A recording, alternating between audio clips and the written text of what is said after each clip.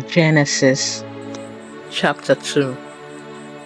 Thus the heavens and the earth were finished, and all the host of them. And on the seventh day God ended his work which he had made, and he rested on the seventh day from all his work which he had made. And God blessed the seventh day, and sanctified it, because that in it he had rested from all his work which God created and made.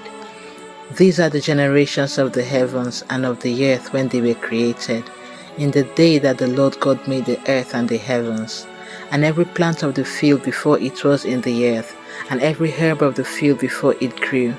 For the Lord God had not caused it to rain on the earth, and there was not a man to till the ground. But there went up a mist from the earth, and watered the whole face of the ground. And the Lord God formed man of the dust of the ground, and breathed into his nostrils the breath of life, and man became a living soul. And the Lord God planted a garden eastward in heaven, and there he put the man whom he had formed. And out of the ground made the Lord God to grow every tree that is pleasant to the sight, and good for food, the tree of life also in the middle of the garden, and tree of knowledge of good and evil. And a river went out of Eden to water the garden, and from there it was parted, and became into 4 heads. The name of the first is Pison, that is it which encompasses the whole land of Havilah, where there is gold.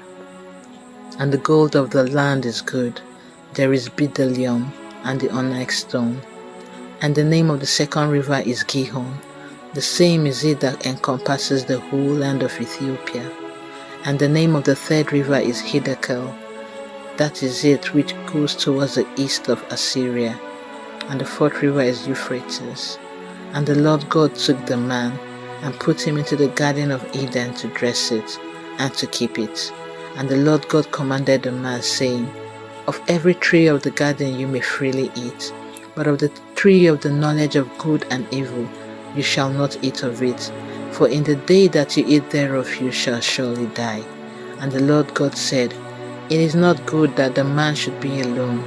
I will make him an helpmeet for him. Out of the ground the Lord God formed every beast of the field, and every fowl of the air, and brought them to Adam to see what he would call them.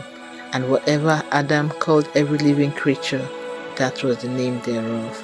And Adam gave names to all cattle, and to the fowl of the air, and to every beast of the field. But for Adam there was not found an helpmeet for him.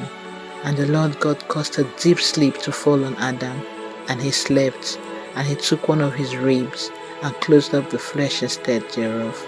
And the rib which the Lord God had taken from man made he a woman, and brought her to the man. And Adam said, This is now bone of my bones, and flesh of my flesh. She shall be called woman, because she was taken out of man. Therefore shall a man leave his father and his mother, and shall join to his wife, and they shall be one flesh. And they were both naked, the man and his wife, and were not ashamed.